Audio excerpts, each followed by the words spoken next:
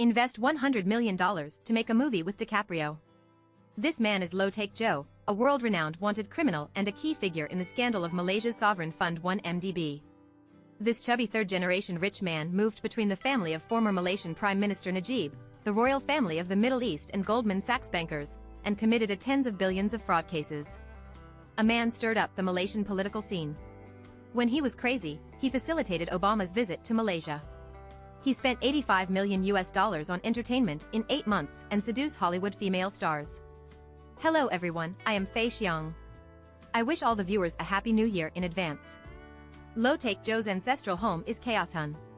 His grandfather Lu Mingda is a Thai Chinese who made his fortune from iron ore. After moving to Malaysia, he founded a comprehensive industrial group to engage in real estate and trade. His wife Lu Fuping has further expanded the family business, and both fathers have the title of Dato. Lu Fuping has been up and down in the business world for many years. He knows that finance is the only way to make big money, and he trains his son to develop in this field. Low-Take Joe, who was born in 1981, attended a prestigious school in Malaysia since he was a child. At the age of 16, he went to Harrow School in the UK, where the children of powerful people from all over the world gathered. Lao Lu's strength is not ranked here at all, but the young Low-Take Joe has already made a life plan at this time, making a lot of money playing finance for his friends in order to enter the upper-class circle. Xiao Lu claimed to be a Malaysian prince, rented a luxury yacht and said it was his own property, and even replaced old cars with new ones. After some careful packaging, Low-Take Joe made friends with many children of Middle Eastern princes and politicians. One of them was Riza Aziz, the stepson of Najib, the then head of the Malaysian stables. This man was the one who made Low-Take Joe rich. Key figures. After graduating from Harrow School, Low went to Wharton Business School in the United States, where he copied his previous social model, made new friends, maintained old friends, and prospered. Of course, you can't do anything with just connections, but no professional qualities. Low-Take Joe is still good at finance. He often publishes financial management articles in the school magazine and is considered by his classmates to be an investment expert. However, many of the articles are bought from Wall Street analysts. During the 2003 vacation, Low-Take Joe was invited by a classmate of the Prince of the United Arab Emirates to travel to the Middle East and met Al Otaiba, advisor to the Crown Prince of Abu Dhabi. This man's father is an oil giant and has served as the chairman of OPEC 6 times. Otaiba had extensive connections in the Middle East and was about to test the waters in the business world. He was fooled by Joe Low and was impressed. He felt that Southeast Asia had broad prospects and introduced Xiao Lu to the head of the Abu Dhabi Sovereign Fund. During this trip to the Middle East, Joe Low added a few big names to his circle of friends, which broadened his horizons. In order to travel around the world more conveniently, he registered a company in the Virgin Islands when he returned. In 2005, Low-Take Joe graduated and rented a luxurious office in the Petronas Twin Towers in Kuala Lumpur, Malaysia. While helping his father and friends manage their finances, he figured out how to make use of his connections. His good friend Riza's stepfather, Najib, was already the Deputy Prime Minister of Malaysia, but if he rushes to establish a relationship, others may not like him, so he has to wait for the opportunity. In 2006, Malaysia wanted to establish the Iskandar Special Economic Zone, which required investment. Low-Take Joe realized that the opportunities were expanding. Through the Middle East veteran Otaiba and Najib's stepson Riza, he brokered the investment of Abu Dhabi's sovereign fund in the Iskandar Special Zone and established a key figure. Najib was impressed by this young man in his 20s who looked like a fat man. Low-Take Joe struck while the iron was hot and established an offshore company to transfer benefits to Najib's wife Rosma.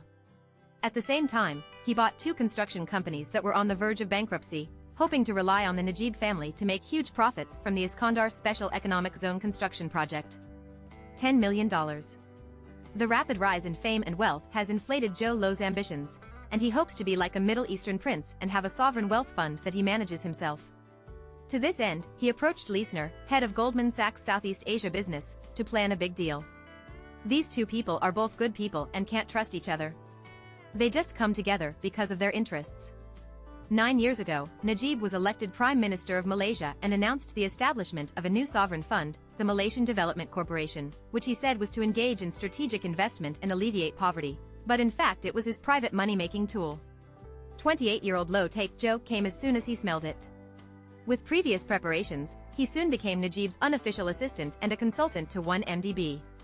On the surface, Low-Take Joe worked hard to facilitate the cooperation between 1MDB and the Middle East tycoons.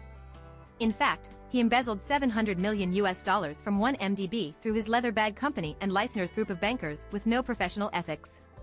The money was laundered, and after all the relationships were sorted out, Joe Lo distributed $200 million. Money comes easily and you don't have to worry about spending it. From October 2009 to June 2010, Lo Take Joe frequently visited the United States for fun. He traveled on private jets and luxury yachts. He spent a lot of money to invite Hollywood stars to accompany him, and partied in nightclubs every day. He spent $85 million in 8 months. His publicity attracted media attention and doubts in the United States and Malaysia. In fact, at the end of 2009, some Malaysian lawmakers believed that there was something wrong with 1MDB's accounts, but they were suppressed by Najib. By the summer of 2011, Lo Take Joe and his co-conspirators controlled nearly $2 billion in 1MDB, part of which was reserved to pay investors' profits, and the rest was divided among them. In order to launder money, Joe Lo funded Najib's stepson Riza to establish a film company in the United States and produced many movies such as The Wolf of Wall Street. Like many rich people, Joe Lo especially likes to chase actresses. Hilton, Miranda Kerr, Elva Sia and others have all been his targets. Xiao Lu often spends a lot of money to make beautiful women smile, but it is a pity that he is too rich and looks down on others. While he was feeling happy, Lo Take Joe did not forget about the cash cow. He made clear arrangements for Rosma, Mrs. Najib's wife, who has a shopping addiction. She would buy whatever she wanted and would do the company's accounting. In 2012 to 13, in order to plug the hole in 1MDB and continue to make money, Lo Take Joe colluded with Goldman Sachs executive Leissner and induced Goldman Sachs to issue bonds for 1MDB 3 times with a high commission of 10%, a total of raised $6.5 billion in funding. Joe Lo and others have embezzled at least $2.7 billion. They are really brave. Xiao Lu, who lives a luxurious life, knows that as long as Najib is in power, he can continue to deceive him and do his best to help Lao Najib run the village. In 2014, he even facilitated Obama's visit to Malaysia through his connections in the United States. This is the first US president to visit Kuala Lumpur in the past 50 years, and Najib has gained a lot of face. But behind the scenery is a pile of chicken feathers. In 2015, it was revealed that 1MDB had nearly $10 billion in debt, and people began to question whether there was corruption. As the opposition and the media dug deeper, various evidence surfaced.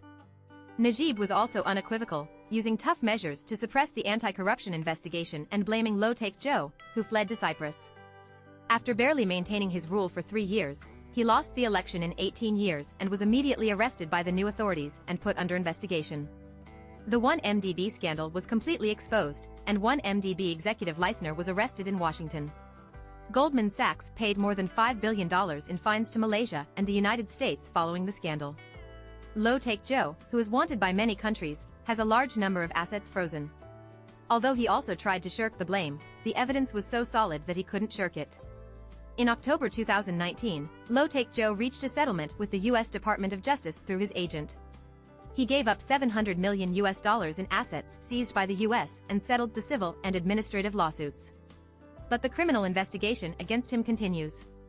But since then, Lo Take Joe disappeared and became a missing fugitive. Some said he had undergone plastic surgery, while others said he had been silenced. No matter what, the big hole he left in Malaysia will take generations of Malays to fill. That's it for today. If you like it, please follow me. See you next time.